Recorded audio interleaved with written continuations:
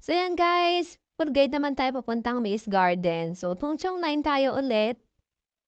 Sakay ka ng MTR papuntang Tungchong Line, Sunny Bay. Pagbaba mo ng Sunny Bay, sakay ka ulit ng MTR papuntang Disneyland. So, alam nyo na pag holiday maraming tao. So, adahan nyo na lang very light. Tapos yan, pag exit mo, pagbaba mo ng Disneyland, punta ka na ng exit. Enjoy mo lang guys every day off kasi sayang ang life kapag hindi mo enjoy. So, yan.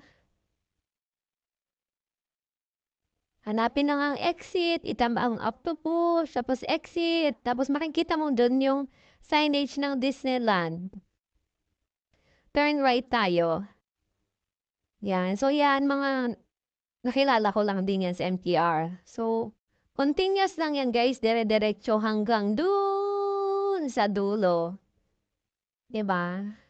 Samantalahin niyo na rin kumuha ng picture-picture kapag nandiyan na rin kayo kasi sayang din. So, yan. Diretso, diretso, diretso, diretso lang yan guys hanggang sa dulo. So, marami ka nang madadaanan ng pwede mong pagkuhanan ng picture taking. Pero dahil mainit ulit, diretso tayo.